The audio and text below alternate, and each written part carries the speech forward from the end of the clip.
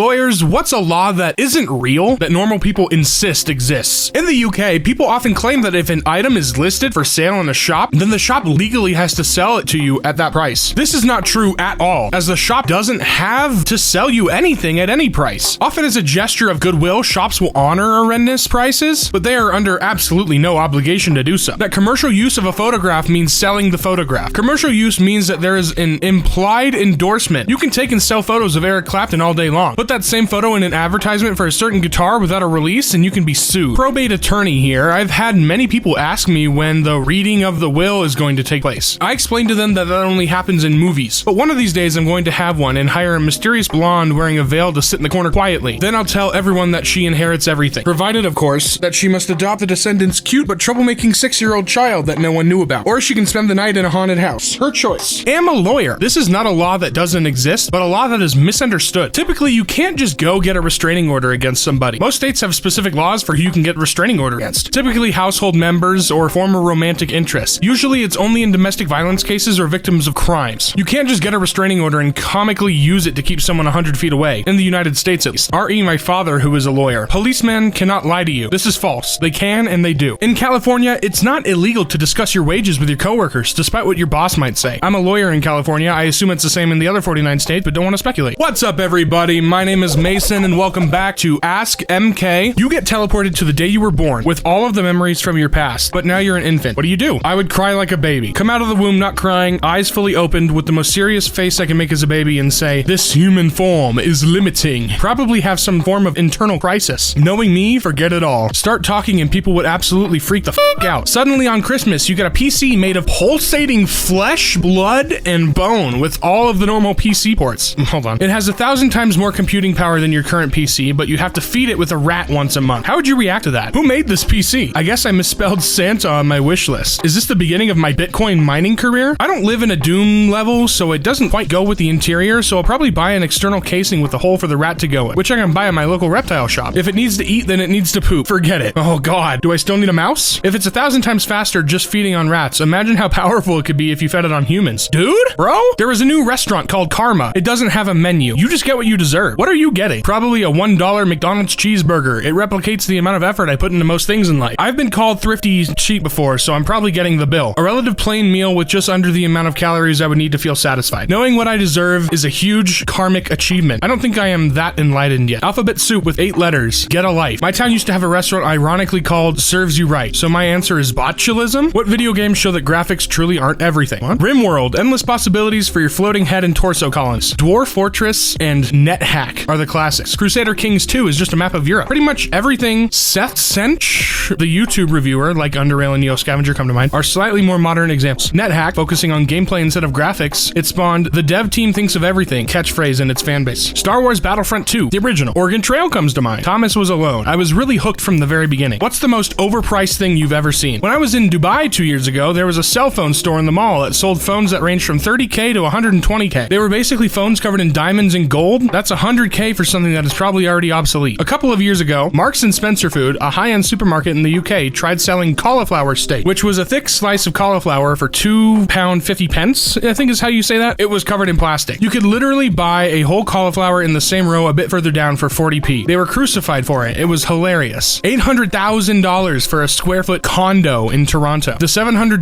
juicero, as if a Wi-Fi connecting juicer was even necessary, let alone worth the price point. I remember seeing a basic scientific calculator for like $300. I swear, people sell oddly shaped Cheetos for thousands. Literally thousands. I've actually seen that before on eBay. It's so funny. There was like a Harambe one. What is a good starter video game for a middle-aged man who has never really played before? I'd recommend starting off with a more casual game to get your feet in the water before you dive right in, just so you get to know how things work. Recommend Plants vs. Zombies or Spyro Reignited as great starters. Though you have to have a damn good PC to play Spyro. Minecraft, true. Stardew Valley. You all can play together. It's wholesome, takes time, and a lot of things to discover. I don't play video games, ever, but got the hang of this pretty easily. Once I got the fishing and mining figured out, nothing could stop me. It's like $15 on Steam, and I use my laptop. Get a Nintendo, like my parents used to say in the olden days. Today, this means a Nintendo Switch. If you are alone, you can play Zelda or Mario Odyssey. If you have people to play with, you can play games like Mario Kart. I started with a game called Super Mario. I strongly recommend the Lego games. So much fun. I believe most of them have multiplayer as well. Teachers of Reddit. What was the best excuse for being late that turned out to be true? I had a student whose father had died and had not done any homework or prep for the geography class. From what I heard, the teacher scolded scolded him for not doing so, but the student didn't want to say anything, presumably sensitive issue. So his best friend shouted at the teacher, "Don't you have any shame? His father died last night." And the teacher said, "I don't care." There was an audible gasp and I was in the next room. Holy crap. Imagine being that kind of teacher. My auto teacher let me practice removing and adding the tires on his vehicle. The next morning, it was about 20 minutes into his first period and no sign of him. He comes back running into the classroom out of breath and his hair is all messed up. He points to me and says, "You, what is a torque wrench used for?" I respond with, "I don't know." He says, "I know you don't know." Turns out one of his tires came off while driving down the highway. Uh-oh. She had to take her sister to school and drive her mom to rehab. She was always late to class because her mom just wanted to sleep in. Problem was, if the mom was late or did not go, she would have violated her probation and gone to prison. I never marked her late. If she missed anything important, she could come in at lunch or after school to make it up. Student here, I headed into school early to get some studying done in the library for my night class. I was one exit away when I was caught in a 3-car accident. Most of the expressway afterwards was gridlock with only one lane open. I did eventually make it into my lab class 15 minutes late, with a few scrapes and bruises. My professor's reaction was simply, "Oh, that was you." Told me he got pulled over by the cops for wobbly driving on his bike and they thought he was drunk. Turned out he was just dodging all of the slugs on the street. What's a small act of kindness you were once shown that you'll never forget? Neighbor asked to borrow my truck. Told them I could not trust my truck because the tires were bad. The next day, Mr. Neighbor called and said he was getting new tires for his Suburban and I could have his old ones. Told me just to show up at this certain tire shop and they would put them on. Get the tire shop and they put on brand new Goodyear tires. I asked what happened to the old tires I was supposed to receive. Shop owner said the old tires was just a story to get me in the shop. Mr. Neighbor brought me a full set of new tires instead of the old tires he said I could have. Riding my bike on a long trip through Canada with about 50 miles to go, I had a major mechanical failure. Stuck on the side of the road in a foreign country. Within 5 minutes, at least 10 cars had stopped check on me. One guy loaded my bike in the back of his truck and drove me 30 miles to the border where I could catch a ferry back to the US. Amazing kindness and generosity toward a stranger. He just asked that I pay it forward, and to date I've helped 5 cyclists who were broken down in honor of that promise. I was given access to a shower and a hot meal after being homeless for 9 months. Alternator died while driving home from university. Engine died as I exited the freeway in the middle of the night in a not so pleasant part of town in the days before cell phones. As I'm pushing my car out of the intersection, a guy in a truck comes up and offers to push my car to my neighborhood, a good 3 miles away. He does so, and I'm pulling into my neighborhood. He simply gives a wave and drives off into the night. I never even had the chance to thank him. I took my sister, who's in a wheelchair, to the cinema for the first time on my own. At the end, I realized I couldn't undo the brakes and was blocking him. I felt like crying because I thought everyone was pissed at me, but some nice lady helped me. She then took me and my sister out. She said she once had a son who needed a wheelchair, and that was long ago, but I'll never forget. What's something that's not a cult, but feels like a cult? Salesforce. No. I don't want to build a community, go hiking, or join 100 online classes to learn the basics. Make a couple of well-explained, to-the-point training videos for f***'s sake. Essential oils. We get it. You're a single mom and want to work from home, but damn, you guys are sure drank the Kool-Aid. Beachbody, especially the coaches. The Herbalife organization. They were charged with being a pyramid scheme, but they still operate in a similar way. There are several people I grew up with who became hooked on it, and they definitely act like they're in a cult. Some workplaces, the ones that push the "we're all family here" attitude especially. Working at Amazon. Hell, just interviewing with Amazon feels like an initiation with all the leadership principles and whatnot. Zookeepers of Reddit, how are the animals acting differently now that there are no visitors at the zoo? I'm on day 25 of working at a closed zoo. I work with great apes and their behavior has changed a bit. They are generally very interactive with public, so they are seeking more attention than usual from us. Some of them were suspicious at first of the overwhelming silence outside now. They were climbing up high and scanning the area looking for everyone. Most of our animals are happy as long as we keep their routines, feeding times, etc. For some, they need a little bit extra. We do public encounters with our koalas, wombats, and snakes, among others, so we spend an hour or so a day cuddling and handling these animals to keep them happy. A few of our koalas really fret if they don't get their cuddles. Otherwise, we just try to continue to spend time with animals that are expecting interaction. And of course, we can take things for walks around the place like I'm sure you've seen at other zoos. Our wombats love a run and sniff. Dingoes as well. In our local zoo, the apes started to miss the visitors, so they brought in an artist who's now just painting in an empty monkey house so the apes have someone to watch. Due to temporary staff cuts, they no longer have the people to regularly walk the wombats. Some of the wombats are holding the keepers personally responsible. Imagine having a 20-kilogram chunk of muscle with big rodent teeth mad at you. I take care of fish, but mostly jellyfish. The jellies don't give a single f***.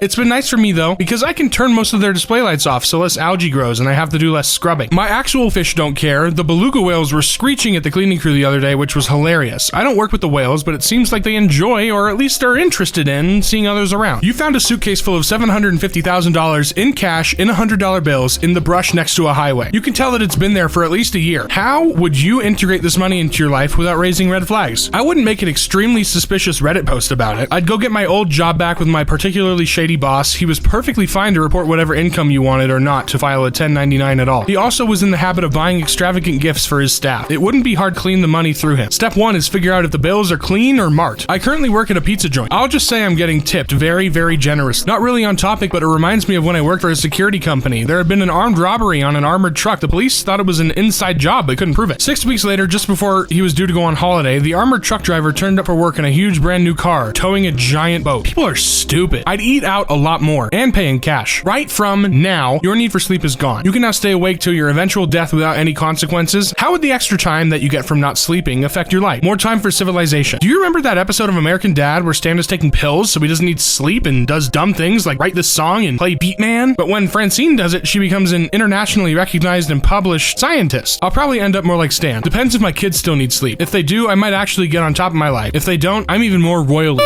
The time I would save from not needing to sleep, I'm fucking ecstatic for the first time I get back while stressing because I can't sleep because I'm stressing about being able to sleep. In 40 years, what will people be nostalgic for? Honestly, probably malls. I feel like a lot of them are going out of business and getting torn down. Well, at least the old mall experience. The internet. Hell, I'm nostalgic for it now. Not the final form that the internet has taken over the past decade or so, but those Wild West days before YouTube, Facebook, social media, Reddit, finding weird-ass sites, GeoCities pages, looking up cheat codes for GTA, hanging out on forums, seeing people go truly grassroots viral and not just because it's trending on Instagram or something. Those days when no company knew what the hell the internet was or how to market on it. It was just left to the nerds and the kids who were making up the rules as they went along. Poppable bubble wrap. That's true. That's true as hell. Movie DVDs. With everything going digital, I think production houses will stop soon making DVDs and just start streaming the movies in either their respective streaming platforms or sell them to other platforms like Netflix. I think YouTube, like how 80s, 90s babies miss early Nickelodeon and Saturday morning cartoons, I think future generations will miss the unlimited content. Why do you like to be alone? I can be myself. I'm not annoying anyone. In my opinion, it is nice to be alone every now and then, as it is allowing you to self-reflect and enjoy some quality time with yourself. However, in a more permanent level, I have seen it wrecking my mood and leading me to a state close to depression. Balance does the trick for me. This got really sad really quick. What the f? Solitude is comforting. When I'm alone, I don't have to be scared to be myself, and I don't have to pretend I'm feeling fine all the time. My friends are annoying sometimes, because it's nice to be alone with your thoughts and enjoy alone time. I hate the stress of having to constantly be present in mind and when I'm with other people. I love being able to space out and sit in silence and just be in my own head. Adults of Reddit. What is something that sucks about being an adult that most teenagers don't realize? The adult part. The moment you need to pay for everything and the realization that fresh food spoils faster than you ever noticed for was eye-opening. For me, it's watching my parents get old, and as a teenager, I thought they were all about keeping me restricted and controlled. Now I realize they're just two people who never had a kid before. Did the best they knew and fucked up at times like all other humans on the planet. I never realized how much I needed them emotionally until I saw my father through his open heart surgery and saw Parkinson's take my mother's independence. So here I am, still feeling like a teenager on the inside, staring down the barrel of a 50, wondering what the hell happened. Okay, you can count your friends on one hand, and most of those have been grandfathered in. You can do whatever you want, but most of the time you either have commitments that prevent it or you can't afford it. You are always cleaning the kitchen. Parents of Reddit, how do you feel when your kid brings back a girlfriend or boyfriend? How do you decide whether you like them or not? It's not up to me to like them, it's up to her. If she does, then I do. I care that my daughter is safe, happy, motivated, handling her own business. Apart from that, I'm just enjoying watching her experience things and hoping she includes me in some of that. Met my daughter's boyfriend the other day. First boyfriend, she's 17, he's 18. I must admit, I was a bit nervous, and I remember very well being 18 and what I was thinking, wanting, but had a word with myself to be welcoming and warm and treat him as an equal. My daughter's friend and therefore my friend. Anyway, he's a nice young man, so it's all good. But to answer your question, I guess if he's nice, I'll like him, and if he's a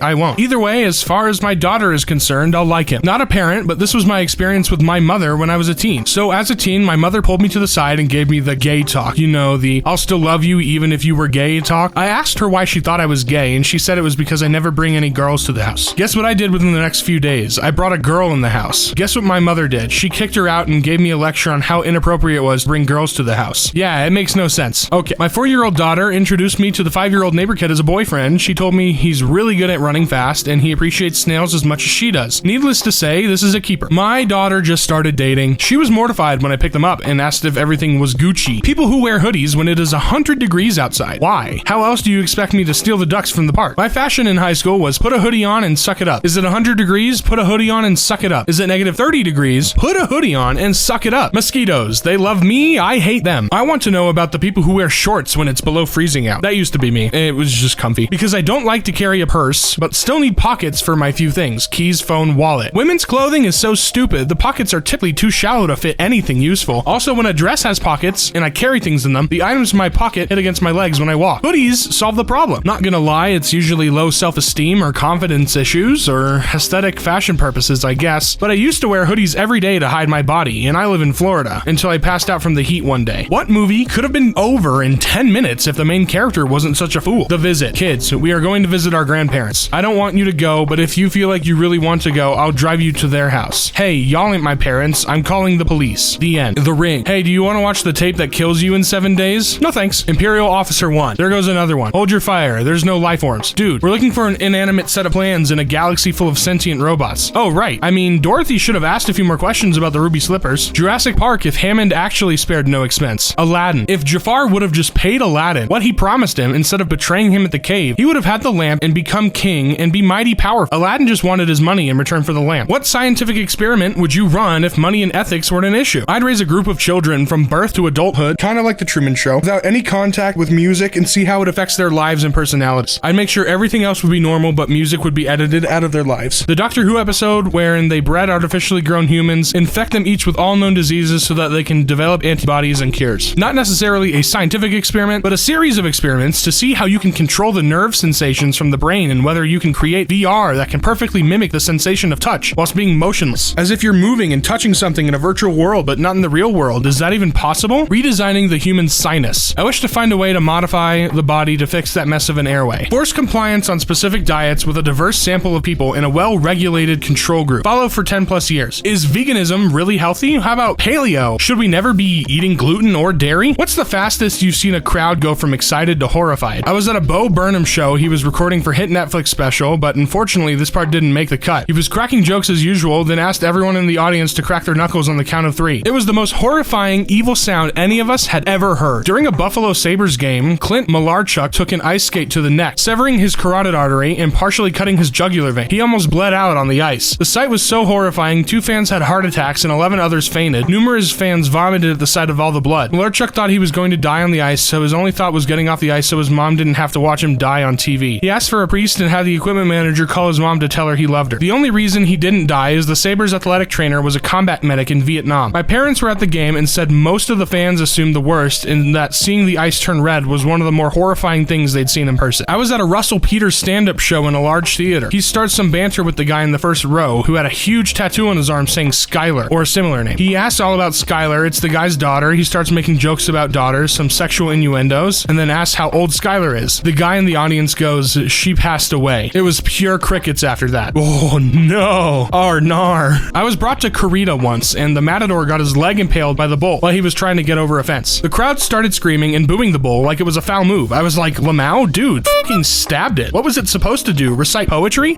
Woodstock 99. Everyone was super cool and chill, and all of a sudden it felt like the wind shifted. It was palpable, like you cut the air, it was so heavy. Got a super bad vibe and packed up immediately and left. By the time we got to the first gas station, reports of fire and rioting started. You get $1 million. However, it's because $100 is taken from 10,000 random people. If nobody knows that you got the money, why would you do it, and why not? Wasn't there a film where they stole 1 cent from 1 billion people so they wouldn't notice, or did I dream it? I'll be the asshole here. If nobody knew, yes, I would take the money. I'm so tired of worrying about money. It wouldn't matter where I got it from. Nice try, IRS. I would like to say no, but people do shittier things for less money. I would hope that my integrity would hold out when faced with the choice. Okay, so if one day $100 magically disappears from my account, I'll know someone out of you motherfuckers took that deal. Nope, I've been in the situation where $100 gone missing would have been real bad. I'm not struggling financially now, so I don't think I could live with myself if I stole from random people. Probably not. I know how hard $100 can hurt for someone in need or living paycheck to paycheck. Even though nobody will know, I'd still feel guilty. What fan theory do you 100% accept is true? Not sure if this counts, but Donkey from Shrek being one of the kids from Pinocchio who turned into a donkey is pretty mind-blowing. The reason each It's Always Sunny in Philadelphia episode starts with a date and time is because they're all testifying against each other in court. Marty McFly develops the inability to back down when he called chicken in the second movie and on, because in the first film, he creates a timeline where his father has confidence, changing the parenting style of his own background. That Loki was controlled by the Tesseract more than he let on. His eyes glowed multiple times and he shed a tear when Thor tried to talk sense in. In Disney's Ratatouille, the old lady in the beginning of the movie living in the house next to the river is the food critic Anton Ego's mother. In the flashback scene where he eats the ratatouille, you can see similarities of the house from the beginning, her face, and I think Bridge. The Jetsons and the Flintstones are living at the same time in a dystopian future where the haves live above the clouds and the have-nots are stuck on the wasted earth. The signs include that Flintstones celebrate things like Christmas and other holidays, which doesn't make sense, and the Great Gazoo alien appears in both series. What are some ridiculous history facts? In 1895, the entire state of Ohio only only had 2 cars. Both cars managed to still smash into each other. 101 years ago, a massive tank of molasses burst open in Boston, causing a sticky wave that killed 21 people and injured well over 100. The Great Molasses Flood spread at about 35 miles per hour. Abraham Lincoln's son, Robert Todd Lincoln, was present at 3 different presidential assassinations. After McKinley, he decided not to accept any more invitations. When Alexander the Great was a child, he was reprimanded by a teacher for wastefully throwing 2 whole fistfuls of rare incense into a sacrificial fire. When he was an adult and captured Gaza, which happened to be the prime agricultural source of the incense he wasted, he sent 18 tons of it home to the same teacher as a gift. Karl Marx's great-great-grandson has a YouTube video of him doing parkour called exclamation marks. No way. I don't believe that for a second. Pepsi once had the 6th largest military in the world after the price of Russian vodka couldn't cover their deal for Pepsi products. So they traded 17 submarines, a frigate, a cruiser, and a destroyer for a trade deal. Fun fact, president of PepsiCo at the time told the National Security Advisor, "We are disarming the USSR faster than you are." That's funny. What's cool now, but probably won't be in 5 years? The insert name here, nutrition drink shops. Multi-level marketing bright teas that have no actual nutritional value can't last forever. Instagram is going to be an online shopping mall far removed from the cool microblogging site it used to be. Galaxy print is probably going to go the way of the bowling alley carpet patterns we used to wear on our clothes in the 90s. It'll come back ironically in 10 years. Daenerys and Khaleesi as girl names. Brazilian butt lifts. I feel like it will not age well. A lot of plastic surgeries collapse over time and have complications as it degrades. The bowl cut. For some reason it came back in South Houston. Looks ridiculous. You are given $300 million to make a movie, but it has to bomb at the box office or else you die. What do you make? Someone sitting in a room, hand counting the $300 million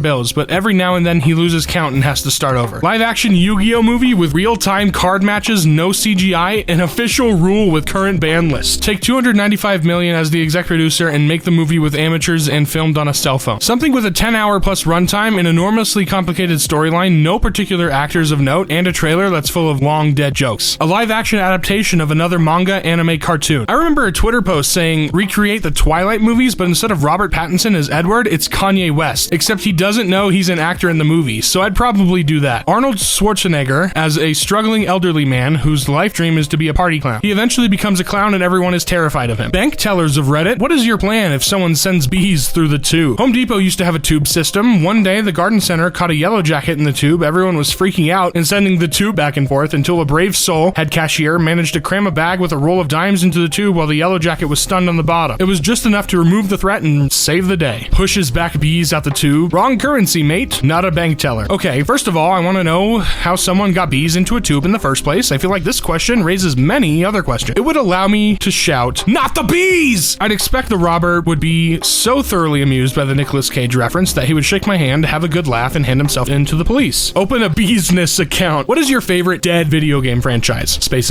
Of all time, it's got to be Ultima. Ultima's 1, 3, and 6 revolutionized graphic RPGs. Age of Mythology. I would like to see a Dino Crisis reboot on current gen consoles. Command and Conquer, Red Alert. Monkey Island. Telltale brought it back and made a great 5-part series. They set up so much. That will never happen now. Spore! It had such potential. Especially sad that Galactic Adventures never took off. I know No Man's Sky is kind of taking over what that was supposed to be, but I missed the customization in Spore. Jet Set Radio! What are you the 1% of? According to my smartwatch, I'm in the top 1% of step count in the past 7 days. Wild and also boring. I'm in the 7th generation in my family with the same name. At the end of my name, I legally have a VII. I figured I have to be in the top 1% of deaf guitar players worldwide. I heard completely fine for like 25 years and spent 19 of that to practice guitar playing. Been legally deaf for 3 years now and still can play well. Muscle memory. I kind of want to start a band called Deaf Metal or something. Probably less than 1%, but I am sucrose and fructose intolerant. No fruit, no candy, no ice cream, even some veggies for me. I'm a pilot. In the USA, about 0.01% of the population has a pilot's license. I'm also an amputee, which in the USA is about 1% of the population. Not sure what percent of the populace are amputee pilots, but it's gotta be pretty small. Got my wisdom teeth pulled. One side grew back over a year from a fragment left. Dennis published an article about it and was so happy. I was not with another oral surgery. Douglas Adams once wrote, I may not have gone where I intended to go, but I think I have ended up where I needed to be. How might this quote describe an experience in your life? While getting my degree, I was just taking classes that interested me that I also had to do a little with my major. Turns out I was getting my minor in chemistry without even realizing. Good for that guy. Never planned to divorce, never planned to leave Arizona, never planned to remarry, never planned to leave a career I love, never planned to be hit by a car. I've done all that in the last 2 years. I completely rewrote my entire life and every plan I had in every way imaginable. unimaginable. Would not have it any other way. My new husband and my new life are a level of happiness I've never known. Seriously, even recovering from a serious injury, everything that has gone with that is better than my previous life because of who I have to love me now. I got home once from absent-mindedly threw away my socks for no reason. I just took them off and put them in the trash. When I realized what I did, I dug through the trash only to find out that both socks had holes in them. Turns out they belonged in the trash anyway. I've never found a quote that described the situation more perfectly than this. I think life is happier when you learn to let go of the what ifs and appreciate what you have. When I was younger, I used to sleepwalk. I walked straight to the end of the hall where there were two doors, one to the bathroom and one to my older brother's room, opened the door, lifted the lid, and peed. Turns out I had opened the door, lifted my brother's blanket, and peed. Not where I intended, but it finally got back at the jerk for farting on me for years. And that is gonna do it for today's Ask EmKay, and have a wonderful rest of your day.